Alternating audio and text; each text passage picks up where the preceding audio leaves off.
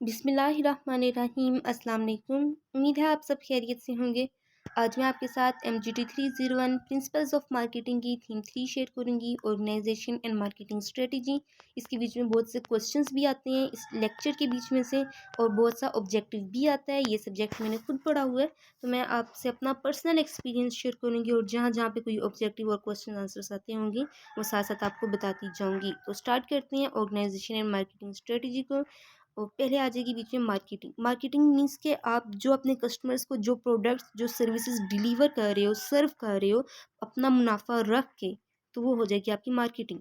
Marketing माहौल से घिरा हुआ है, जिसके बीच में उसके एक्टर्स आ जाते हैं, यानी किरदार, फैक्टर्स, अवामिल, फोर्सेस, ताकतें, जो कि मार्केटिंग को पॉजिटिवली, नेगेटिवली, डायरेक्टली और इनडायरेक्टली इफेक्ट करती हैं। मार्केट में जो इन्वायरमेंट होता है वो हमेशा सेम रहता है, लेकिन ऑर्गेनाइजेशन को अपने इन्वायरमेंट के साथ खुद डील करना पड़ता है। स्ट्रेटजिक प्लानिंग के नेक्स्ट पे, तो ये ऑर्गेनाइजेशन पे एक ब्रॉड लेवल पे इसको कंप्लीट किया जाता है, डन किया जाता है। एक ऐसा प्रोसेस है जिसके बीच में ऑर्गेनाइजेशन के जो अपने गोल्स होते हैं, उसकी कैपेबिलिटीज़ होती हैं, और उसके मार्केटिंग इन्वायरमेंट में जो वक्त के साथ चेंजिंग आती है, इनके दरमियान एक स्ट्रेटजी यानी हिकमत अमली को डिवेल्प करना और उसको वक्त के साथ साथ मेंटेन रखना, इस सारे प्रोसेस को हम कहेंगे स्ट्रेटेजिक प्लानिंग। अगर गोल्स को देखें तो कंपनी का गोल हो सकता है कि हमारी जो कंपनी है वो नंबर 1 रहे, या इसको ग्रो करवाना है हमने। कैपेबिलिटीज़ में आ जाएंगी कंपनी की रिसोर्सेज या उसके स्किल्स। नेक्स्ट है कि एक जो इंडिविजुअल है उस पे उसका जो माहौल की चेंजेस है वो लाजमी इफ़ेक्ट करती हैं। जैसे कि हम अपने माहौल के मुताबिक ड्रेसिंग करते हैं, क्लोथिंग करते हैं, उसी तरह जो ऑर्गेनाइजेशन का इन्वायरमेंट है वो लाजमी इफ़ेक्ट करता है ऑर्गेनाइजेशन के ऊपर और उसकी मार्केटिंग के ऊपर। अगर स्ट्रेटेजिक प्लानिंग के पार्ट्स को देखें तो टोटल 5 हैं: environmental analysis, internal analysis, vision, mission and objectives. Environment यानी कि माहौल, ऑर्गेनाइजेशन के आसपास का माहौल, वो उसका इन्वायरमेंट कहलाता है। इन्वायरमेंटल एनालिसिस को देख लें तो एक ऐसा प्रोसेस है जिसके बीच में आप मार्केट के जो आउटसाइड पे उसके चैलेंजेस हैं, उसकी अपॉर्चुनिटीज़ हैं, उसको मैप करने के लिए, उसको शक्ल देने के लिए आप उसके एक्टर्स को, उसके फैक्टर्स को, उसकी फोर्सेस को स्टडी करते हो, उसका मुतालिया करते हो। एक्टर्स में आ जाएंगे suppliers, distributors, wholesalers, retailers, means के जो किरदार हों। फैक्टर्स में आ जाएंगे अवामिल यानी पब्लिक, और फोर्सेस में आ जाएंगी ताकतें यानी इकोनॉमिक फोर्सेस, पॉलिटिकल फोर्सेस।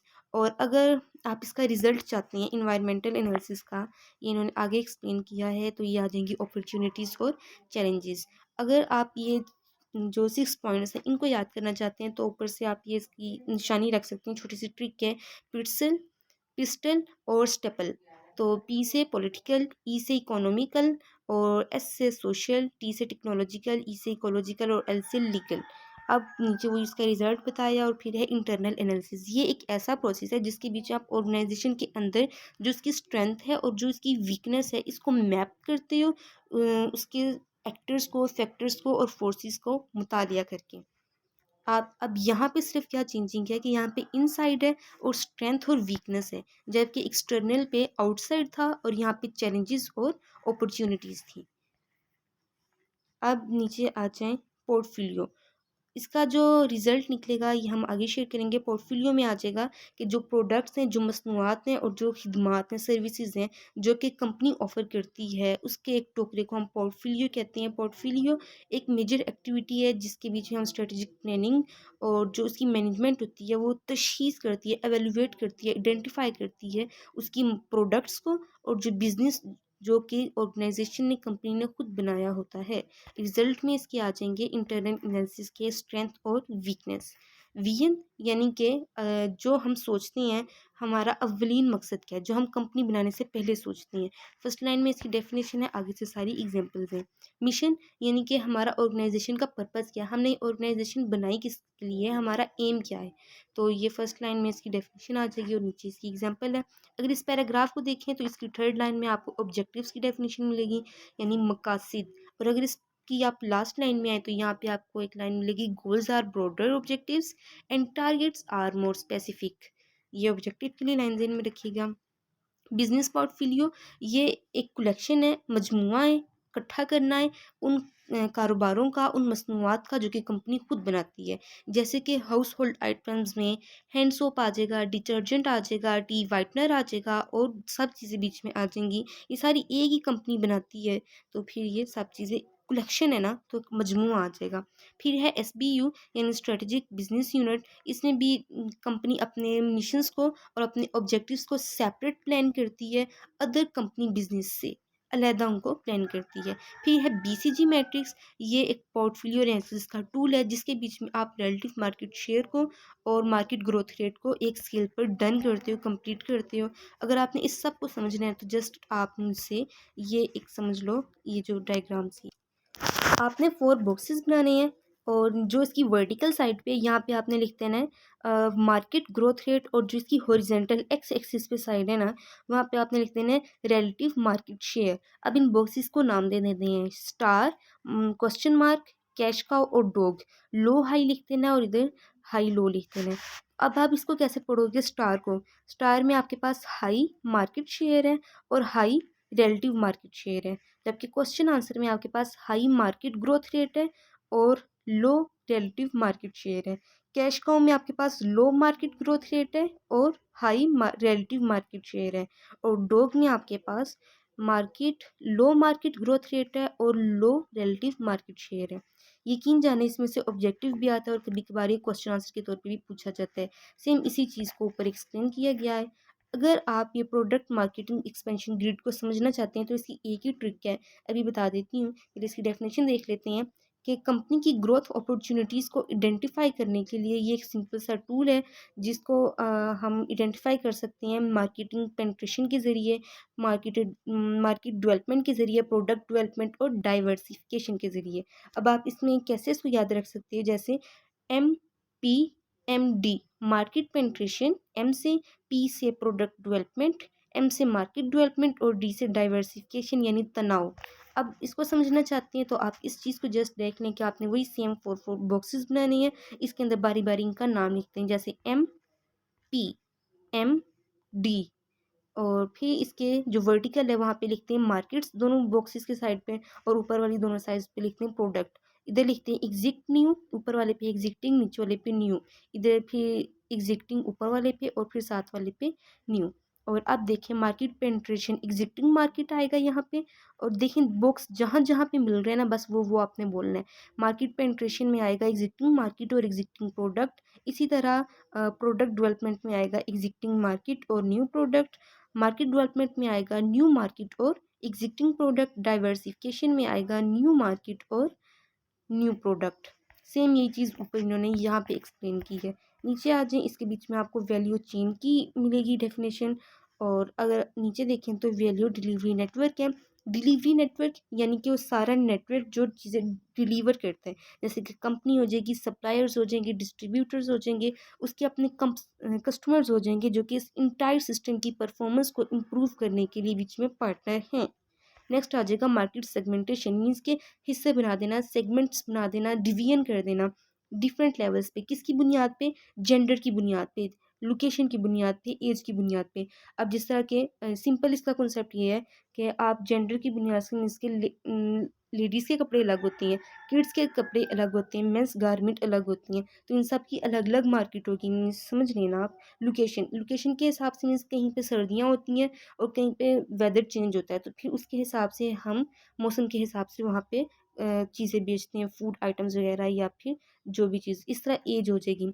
जिस तरह बच्चे अब खिलौने यूज़ करते हैं उनके लिए हम टॉयज़ खरीदेंगे, बड़ों के लिए टॉयज़ नहीं खरीदेंगे बल्कि उनकी ज़रूरियात के मुताबिक चीज़ें खरीदेंगे। लोकेशन में ये भी आ जाता है कि जिस तरह पिज़्ज़ा हो जाएगा, बर्गर, शवारमा हो जाएगा, तो ये हम इसकी अगर शॉप खोलनी है तो हमें डिफेंस में खोलनी पड़ेगी, गाँव में तो ये चीज़ें कोई खरीदेगा ही नहीं। फिर है मार्केट टारगेटिंग, मीन्स कि अपनी मार्केट को टारगेट करना। अगर आपने अपना फूड आइटम्स की शॉप खोलनी है तो आपको डिफेंस में खोलनी पड़ेगी, मीन्स कि पिज़्ज़ा, बर्गर, शवारमा, या आपको गाँव में नहीं खोलना। अगर आपने एयर कंडीशनर बेचना है तो सर्दियों में बेचना, सॉरी गर्मियों में बेचना पड़ेगा। तो फिर ये अपनी मीन्स के मार्केट को टारगेट कर रहे हो, एक ग्रुप को, स्पेसिफिक ग्रुप ऑफ पीपल्स को टारगेट कर रहे हो। मार्केटिंग पोजीशन, इसके बीच में मीन्स एक टूथपेस्ट है, आप डिफरेंट टूथपेस्ट हैं, कोई कैविटी प्रोटेक्शन के लिए होता है, कोई वाइटनिंग के लिए होता है, कोई स्मेल के लिए होता है। तो आप ये एक ही मीन्स प्रोडक्ट की उसकी पोजीशनिंग कर रहे हैं। जब आप सेगमेंटेशन को रीड कर लेंगे, टारगेटिंग कर लेंगे और मार्केट पोजीशनिंग कर लेंगे, तो इसके बाद हमें मार्केटिंग मिक्स को डेवलप करना है। ये एक ऐसा कंट्रोल एबल टेक्टिकल यानी स्ट्रेटजी मार्केटिंग टूल है, हिकमत अमली है, जिसके बीच में हमें प्रोडक्ट, याद रखिएगा जहाँ पे मार्केटिंग मिक्स आ जाए वहाँ पे 4 चीज़ें लाज़मी होती हैं: product, price, place and promotion. अब हम इनको आगे पढ़ देते हैं कि प्रोडक्ट, इसके बीच में उसकी क्वालिटी आ जाएगी, परफॉर्मेंस आ जाएगी, क्वांटिटी आ जाएगी और पैकेजिंग आ जाएगी, लेबलिंग आ जाएगी, डिज़ाइन आ जाएगा। इसी तरह प्राइस में आ जाएगी उसकी listed price, available discount, payment methods, different चीज़ें आ जाएंगी, इन्वेस्टमेंट वगैरह। प्रमोशन के बीच में उसकी एडवर्टाइजमेंट हो जाएगी, उसकी पर्सनल सेलिंग आ जाएगी। ये सारे हम आगे फाइनल टर्न के सिलेबस में पढ़ेंगे। सेल्स, प्रमोशन, पब्लिक रिलेशंस, ये सारी चीज़ें ऑब्जेक्टिव के लिए बहुत इंपॉर्टेंट है। फिर है प्लेस डील।